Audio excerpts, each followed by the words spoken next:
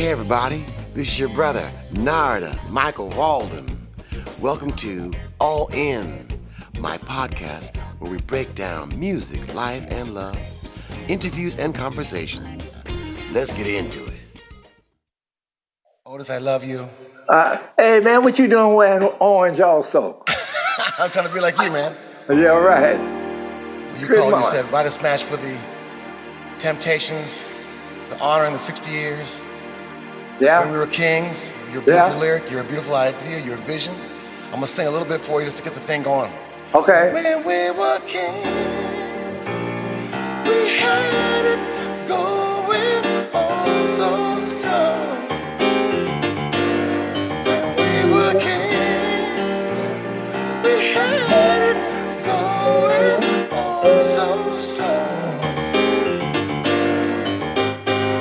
We were 6 foot tall. They said we were the best of all. We sang like angels when we were kings. Oh We yeah. had it going on so strong. The temptations, the temptations, the temptations, the temptations, the temptations, the temptations, the temptations, the temptations. Yeah, watch it. When we were kings. When we were kings. Woo! When we were kings. We were kings. Oh, yes, we were kings. Love you, Otis. Oh yeah. Kind of early for me to be singing, and my pipe system. But boy, you just now waking up. But hey, how you doing? Oh, I'm happy, man. I'm so happy to see you. Thank you for making time. Well, you had asked me to do this a while back, and we were going. And I said, now if I can do one for the drummer for Roots that played behind Jimmy Fallon, and he asked me that. Questlove. Questlove. I Yeah. said, I have to do one for Nada. Yeah. So, Otis, are you in LA now? You're Scotty's place. Yeah. I'm here at my second home. Oh, I love it. Scott's such a great engineer, great person. Well, you know what? Aside from him being such a great person, he has a beautiful wife that takes care of him. And if she takes care of him, then he transferred on over to the Temps. So it's just wonderful coming, here. Because it's gotten to the point when I drive by, because, I live up the street. I drive by and I say, all right, who's in my studio today? So I can tell when somebody's there or not, because the gates are closed open. Right. Well, He's over there laughing. for me, it was great having a Zoom with you and the Temptations. We Yeah. recorded this song when we were kings Yeah. this way through the Zoom, and it worked out beautifully, man. I had to do it for you, Narda, because you're such a wonderful spirit, friend. I consider you more than just a fantastic producer and arranger and whatever, songwriter. You gave us a big hit back in 2000, thereabout. And from that time, the progression has just got greater and better. I know you've been out doing some shows now. You've been working a lot now, all of a sudden now, right? Because of the COVID's kind of gone down a bit or something. A little bit, but we Yeah. always try and stay very cautious because they say it's a new one on the scene, and but it just shows that the people really want to get back out and try and live their lives the way we were before we were shut down over 2 years ago. So with God's blessing, we busy as a blind dog in a meat market, So we just staying busy and being blessed. Yes, brother. God bless you. So, Otis, man, I just want to first of all thank you again for all the years of great music Right. and great leadership.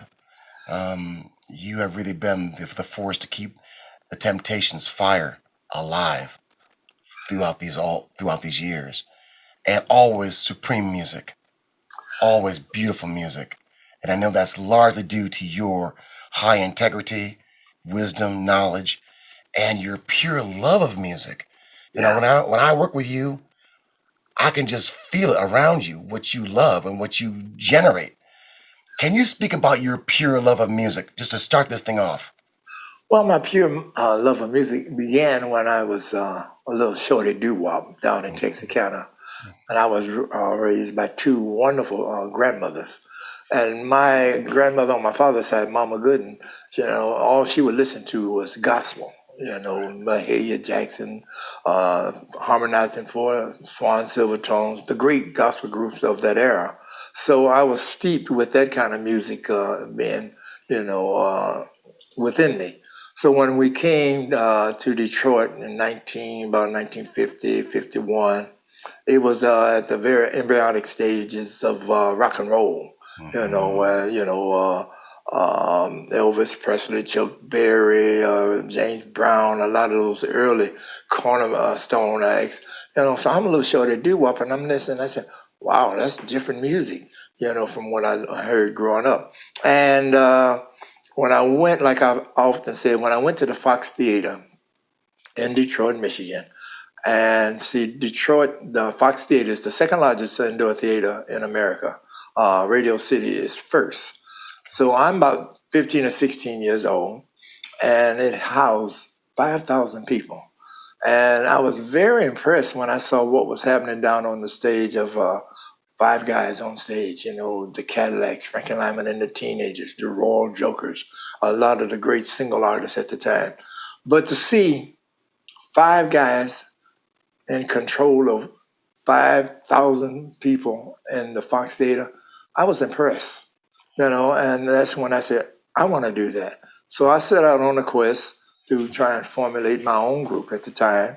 And as fate would have it, I was like 14 years old at the Fox.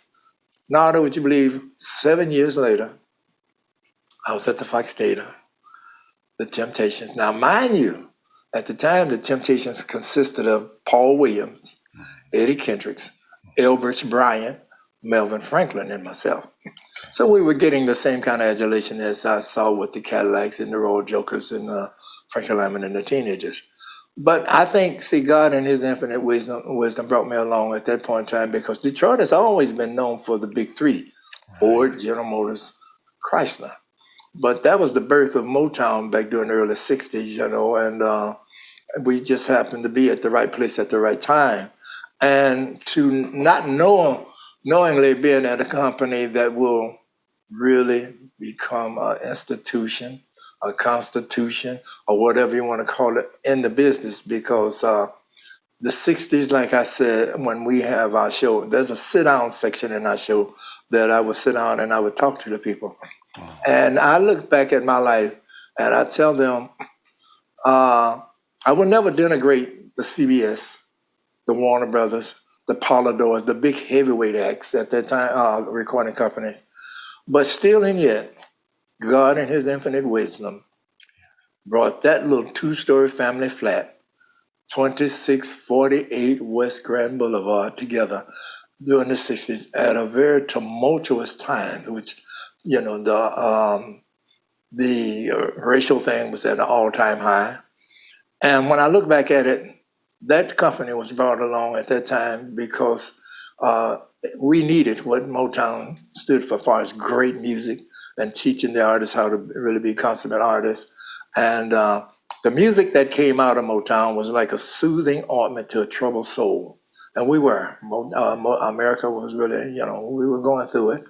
We're still going through it, but it's not it's different now, and that's something that will forever be, I think, going on as far as this racial thing. But we are making progress, but there's always room for more progress. But the music that came out of Motown, I found that it really helped soothe the savage breath, and I really am steeped in the thing of music, because of being at Motown, to see how those great songs, how Barry would orchestrate certain meetings and how he'd tell people how he wanted certain songs to be, and to see how the greats like Smokey Robinson, Norman Whitfield, Holland Dozier Holland, Barry himself, Ashford and Simpson, a lot of those great producers and songwriters, they would sit down and really structure a song, whereas Barry and those guys, they would always say, melody. I'm very melody conscious, If you get a melody that flows just right and it will lay in your subconscious,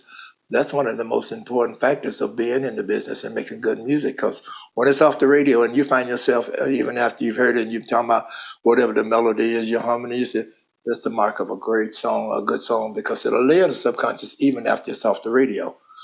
So, and I saw how the greats that I just mentioned, they had their own wood shop. They Holland Doja Holland had their room that they were rehearsing, practicing. Norman had his. Smokey was Smokey. He could have his any way he wanted, for at home or at Motown. But I'm a Motownian at heart because I'm so thankful to God for letting me be there to see how it's done.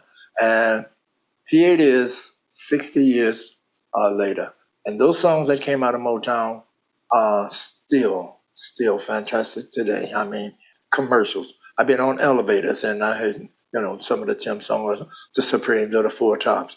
A true testament of great music that it can transcend time. So a lot of times now I'm asked, well, Otis, what do you think about today's music? And I would tell them, I'm not that impressed. I'm not impressed. There's a few songs out that I like, but I'm listening to a lot of this stuff and people on the radio, they cussing, they talking sexual, they saying stuff, and I say, wow, have the FCC dropped their guard to where any and everything can be said? Because I never will forget we were recording the way you do the things you do and My Girl, but we had to sing it phonetically because it was one was for Germany and the other one was for Paris. So Barry's oldest sister, she said, now Tempson, we want to get these records exposed over there. So, sing them, no cussing. So we were saying, oh, Miss Edwards, we would never do that. But now anything goes. I listen to the stuff that's being said and I said, boy, our morality as far as songs and certain things is shot. It's not good. It's not good the way we live in, where you can cuss and you can come out and you show your butt crack and all that. And see, the beauty of Motown, like I said, not only was Motown known for the hits, they had a division called Artist Development. And I tell the audience every night that they took all that raw talent that was in Detroit and they taught them about how to be very good performers, and we would have to go to artist development. Now, artist development had Charlie Atkins, choreographer, Maurice King, vocal coach, Johnny Allen, who played the keyboards, Harvey Fuqua, who was in charge of artist development. They had Ardina Johnson and another two ladies that really worked with the girls. And so for a company to step out of character, because recording companies then and now, they're not going to do that. That means you got to pay more money. You got to find people that can teach artists like that. They ain't interested in doing that. That in part is also what made Motown so uniquely different because they stepped out of character from what all the other companies didn't do or wouldn't do or however. And it has helped us greatly because I try and tell the guys that I'm with now, how to carry ourselves, because you're being watched more so off stage as you are on stage, so it's been a very good learning process of knowing how to be in the business, and I am so thankful that Detroit, Michigan, that little company came right there, and I came up there when I was like 12, 13 years old. But being at the right place at the right time. So I am very happy to be part of Motown. And I tell people, I'm a Motownian to the end, because it's a great company. What I want to say, Otis, is I'm from Kalamazoo, not far from Detroit. Right. About halfway between Detroit and Chicago. That's where I'm raised. So your early sound was huge. That's why I always sing to you as I say,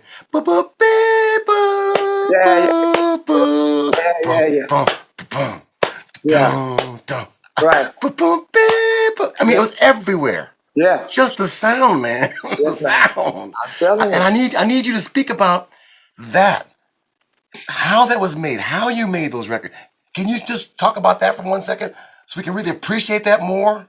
Oh, well, see, I'm trying to begin how it began because it was just a lot of people coming together at Motown at that point in time. Case in point, I'll start with Norman Whitfield. Okay. Now, we have a new album out, as you know. 60. Yeah. All right. Now, I did a revised edition of Come On. Now, when you listen at Come On, the original one, it started off with Melvin and the late, great James Jamerson. Boom, boom, boom, boom, choo, choo, boom, boom, boom, boom. Norman Whitfield was playing tambourine. 19 years old. To see Norman Whitfield, him and I both at the same age, be 19 years old and come to be known as, and I read something a while back that he won Producer of the Year in 1970. Oh, I love it. That's fantastic. Yeah, and when I read that, I said, wow. Even over Holland, Dozier Holland, even over Smokey Robinson, Ashford and Simpson. See, and different musicians, different producers would approach their method of producing differently. So to see Norman Whitfield come from playing tambourine to being, and he was not a learned musician. See, like you just sat down and you just start playing keyboards and you're a noted drummer. Not Norman. But Norman could take something and make it into like the hits that he did on us. Right. And it's an amazing way how he did it. But so each producer, Lamont Dozier, him and I went to the same junior high school. I would come down the hall one way, and he would be coming down the hall the other way, and I would be singing out loud. He would be singing.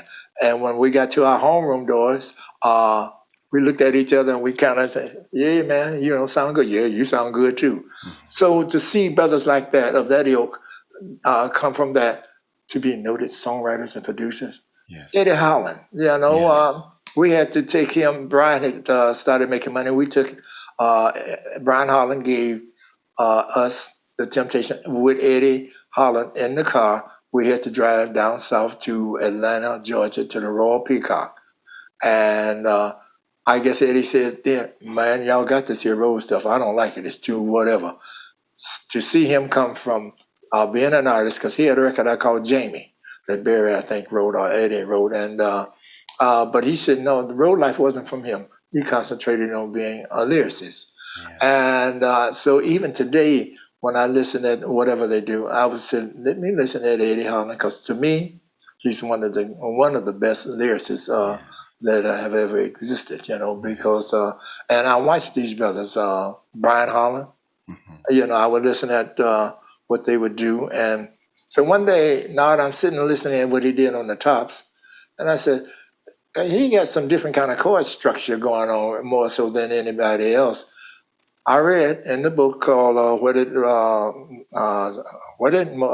Go? I can't find my book because I lost it on the road. But he listened to classical. He took classical changes and incorporated them into the Four Top stuff, which I thought, I said, wow, that's deep. Because a lot of guys, they weren't thinking that advanced to take classical chord structure and put them over into R&B pop.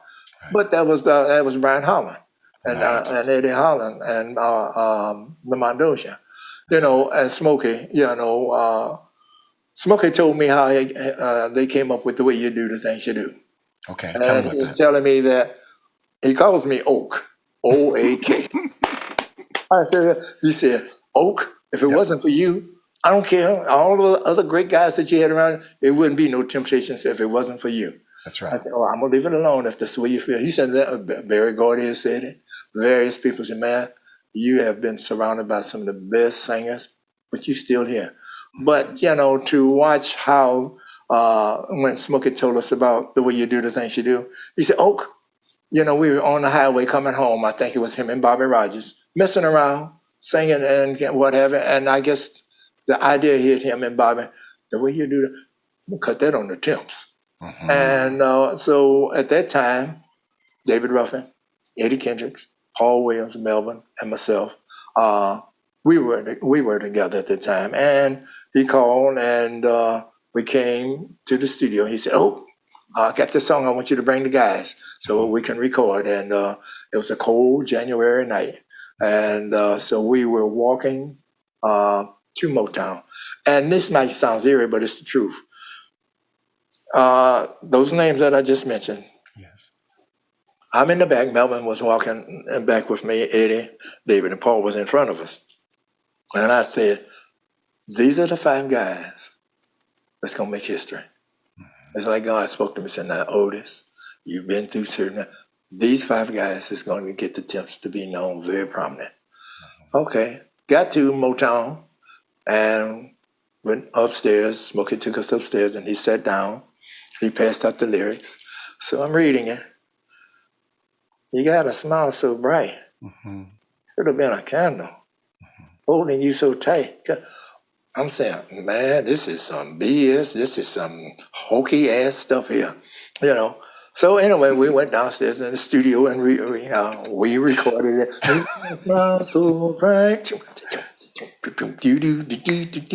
Okay, when we finished and came back, and I said, I looked at Smokey with my third eye. Then I said, "You bad man, you can take something that don't make any sense to make it make sense." And that was the genius, and that is the genius of Smokey, because so like to see how these different producers seemed like it almost came out of nowhere to make Motown such a prominent entity that I'm just happy to be there, because I would see how each one would do it. And Mike, I'm telling you that you've been to Motown, that little snake pit, I would go there. Even when because I got to go there, my play opens up there in August, and they want me to be there. Okay, great. But Fantastic. Congrats. when I go, I stand there in the snake pit, and I said, this was God's doing, because it's crude by today's standard of the way we record now. And I was standing there, and I said, wow, all of those hits came out of this here little room. Well, let me pause you, because it's so much history you're laying down here. Were you there when they cut the track, drum or bass, on like the way you do things you do? Were you there to actually see the track? No, we were out on the road, but so when we came in, Smokey had already recorded the track. Okay. But I'll tell you one, we were there at the beginning, before Motown started having, the multi-tracks where you could, all right, we'll just do this here, then the group can come in. No, we were there, the Funk Brothers and horn players and the Temptations, we would all be in the studio together. Now, that's before Barry started getting the advancement of how to, get all these different tracks, and he can, okay, we'll do the soundtrack, then we can have the guys to come in. And no, we would do it all at the same time. So one day we were recording, and all right, so one of the guys, meaning the Temps, we hit a bad note, or either we came in not at the right time. Now, the Funk Brothers, being noted musicians, they would, see you do what, brothers, you got to get your stuff together, they was cracking on us. So we said, okay. So it was high pressure. Oh, yeah, but so we did the session. We were doing the song. The Funk Brothers would mess up. So the Temps said, oh, yeah, that's you now. Hold up, bro. You mean to tell me y'all noted musicians and you can't come in on time together? Shut up, man. Go on, let's sing the song. So those are the fun days, of cutting it all together, but the process of watching Motown grow from that little tiny studio, as they call it, the Snake Pit, to be known for the progress and the sound that would come out of there. Narada, I'm telling you, I know it was God's doing, because there's a map that's there at Motown, and it's a map of the world. Yeah. And they got little pins all over every continent, every country that exists. I said, what are those pins for?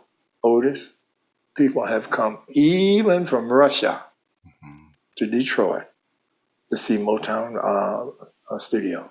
Yes. I said, wow, really? All over the world. There have been people that would come and have their vacation in Detroit because of Motown. Yes. We would be recording, and people, Miss Edwards said, Temps, don't let us disturb you, but they just want to see Motown and see how it's done. And we would look at each other and say, wow, has it come to this? People spend their vacation here in Detroit to see what's happening in Motown. Motown was a very special, and still is, even though it's not the kind of company it was, but Barry, got weary and did what he had to do. But I am so thankful and happy to be part of something that will no doubt outlive us all. Yeah. Otis, God bless you, man. It's just incredible. You are at the very height of music, and what we look to in music around the world. We look at the Beatles, yeah. Yeah, Who yeah, the Beatles learn from?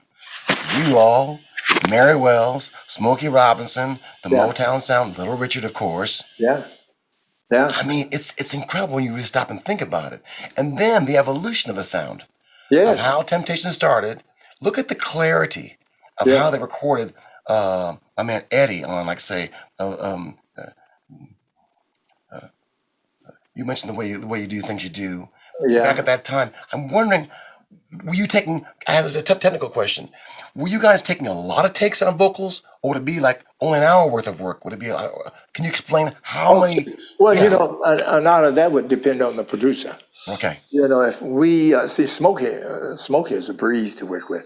Okay. Once he shows us how the melody, the lyrics, he said, "Oh, I leave the background, the harmonies up to the chimps." He said, Okay. "I may give them the hook." He said, "But after I show them the hook, or whatever they want to do is on them." So he was like freelance with us. Norman pretty much was like that, but there were certain things. See, each producer had their own way of producing. We didn't have the pleasure of really getting that involved with Norman, with Holland Ocean Holland. They did a couple of things, but Barry had them relegated primarily to the Supremes and the Four Right. Tops, Right. and maybe Marvin on certain things. But by and large, each producer had their own way of letting us do our thing, or they would show us how it should be done, like the late, great Frank Wilson. Frank would just show us the melody, and he said, "Champs, y'all got it." We would add the harmony and what voice inflections, that needed to be, displayed for the tension of the song. They would leave that up to us because they Okay. felt as though we were good enough to come up with whatever a song should have to punctuate Okay. to the Now, point. I got to pause you right here because there's a guy in the group who I look to who brought so much fire, and that's the great Paul Williams. Oh, yeah. What did he at that time bring musically to what you were doing? Nada, I can't begin nor end to say, to tell about the greatness of Paul Williams. Like I would see, his nephew plays guitar for me today. Okay. And I told him one day on the tour bus, I said, "I love your uncle in a very special way. Paul never did do anything to hurt the Temps. Paul would end up hurting himself more so than the Temps. He had sickle cell, and little by little it took his toll. But Paul was known for us being noted for our choreography. When we got together, Paul Williams, Eddie Kendricks, Al was still in the group, Melvin and myself. So one day when we were was rehearsing, he said, "Now look, we're not just going to be able to stand and sing." He said, "No, we got to be exciting. We got to have movement. We got to sell sex." And Eddie said, "Oh, Paul, I can't dance, man. I'm stiff. I'm stiff as a box. I'll go starch." So Paul said, "Don't worry about that cone." We call him Cone because he loved cornbread. He said, "Don't worry about it. What I'll show you, you'll be able to do." But that brother could sing so that he would move people to tears. We were at the Copacabana. Adam Clayton Powell came to see us, and we were singing "For Once in My Life." Yes. So when Paul was singing "For Once in My Life," the Copacabana was packed. And as he's singing "For Once in My Life," and naturally we doing the harmony and, just giving him the highlight because we didn't do that much choreography on "For Once in My Life" because it was one of those kind of songs you stand there and sing. Paul was singing with so much feeling and emotion. Adam Clayton Powell got up, stood, and he applauded while everybody in the Copacabana was sitting down. Adam Clayton Powell was applauding us, and tears was running down his eyes. He was crying, and everybody at the Copa stood up and applauded, us doing that. But mainly because Paul was that kind of electrifying singer and dance. Oh, don't play Paul cheap. He started doing those moves, and he'd drop down. He did a thing where he could do it around the world. He'd get down and he could make his leg go around, and he'd pop up, and make his leg go around, he'd pop up, and he was a showman. And At this time, were you just in your mind now realizing that you're huge? Had that hit you at this time now? At that time, we started finding out that we had a special kind of thing, because Yeah. we admired a lot of other great groups. But I don't know, there was such a specialness about that set of Temptations that it's still being recognized today, because we landed day before yesterday. And as we were getting our bags, young man recognized me. And so Derek asked me, he said, Otis, this young man, he'd like to know if you'd take a picture with him. I said, well, I'll be glad to. I said, man, look, let me tell you something. When they stop asking for your pictures, you better find something else to do. I said, as long as they ask, that means you're loved. So as we were standing there, he said, wow, I'm standing next to greatness. Like I said, you could have tipped me over with a feather coming from Texarkana all the way up here, and people are thinking that the Temps, greatness. I'm standing next to Otis Williams, greatness. Right. But I don't let it trip me out because Nara, success can be so fleeting. I am not going to get cocky because of being so successful, because I've seen a lot of acts do that, and I learned from that. And getting back to artist development, see, they taught us a lot of things about not only about being in show business, but how to carry yourself.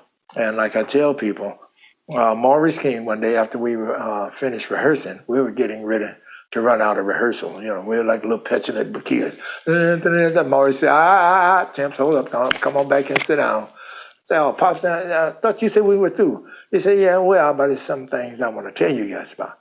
So we sat down, and he said, there's 4 things I want you to never, ever forget. Oh, really, Pops? He said, yeah. First, don't try and tell anybody about their politics. I said, okay. Don't try and tell anybody about their religion. Yes, sir. Don't tell anybody about how to spend their money. That's right. We said, okay. And said, don't even try and tell anybody who they should and should not make love to. Leave those alone. So one day we were in Atlanta, and I can't think of the young man that was running for governor, but John, he just passed last year. He ended up winning. He was from Atlanta. So Ollie was in the group with Melvin, myself, and I think Tyson and Richard. So they were, questioning us. And so this guy asked Ollie, well, why did you come down here, Mr. Woodson, to tell us about who we should and shouldn't vote for? Ollie didn't go to artist development. He wasn't that far up the road with us, So Ollie quickly said, oh, well, I think Otis can answer that better than I. Okay. I drew from what Maurice King told us then. I said, no, we're not trying to tell anybody what they shouldn't do. We're telling you what we believe in ratio to this young man. So the way I put it, the guy backed up. And I said, I am so glad Motown had artist development to try and tell us what to say and what not to say. So I drew from that. See, that's one of the unique things about Motown in comparison to all the other recording companies. They're not going to do that because that means they'd have to hire somebody. They got to spend the money. They got to have a rehearsal hall, because when Motown was in in New York, the young lady, she said, Mr. Williams, have you ever thought about trying to tell these acts here about show business and what have you? Yeah, I said, oh, I don't have time for them. Really? Why you said that? I said, they don't want to hear what I have to say. I said, because it's too instantaneous for success. I said, because I'd be sure to want to cuss their ass out, because, you need to learn. They don't want to hear what I have to say. True enough, it's that way because time has altered and changed our philosophies and attitude about certain things that these acts, most cases, they don't want to know about that because success is happening so instantaneous for them now. There's more of the internet. They making so much damn money off the internet in so many various ways. We didn't have that back then. Right. So we are rooted in a whole nother kind of ideology and philosophy. And these artists, a lot of them nowadays, man, I don't want to hear what you're talking about. I can give me $100,000, bam, just like that. We had to work up there. So their mindset is, because she did tell me, she said, Mr. Williams, you're right. Because she said, we got them a rehearsal studio in a limousine. 45 minutes later, they call, we tired. Can you have the limousine to come and pick us up? We don't feel like rehearsing anymore. That wouldn't work at Motown. Yeah. Maurice King, Charlie Atkins, no. And 11 o'clock to 5 o'clock, you give your hour break. So that's where it is now. But see, this is what you're saying right now. This is so key. This is why I need this interview. That these people right now here, we work from 11 till 5 every day. Right. And there's a discipline. Yeah. I mean, out of that discipline comes greatness. That's true. Hey, this is your brother, Narada Michael Walden. I want to give so much love and thanks to the wonderful legend, Otis Williams from the Temptations, the founder of the Temptations. And please stay tuned for our part 2, coming up real soon on our All In podcast with Narada Michael Walden. If you enjoy the show, please follow, like, and subscribe on our socials. YouTube, Official Narada Instagram, Official Narada, one word. And All In with Narada Michael Walden on Apple Music, Spotify, and more. Thank you so very much.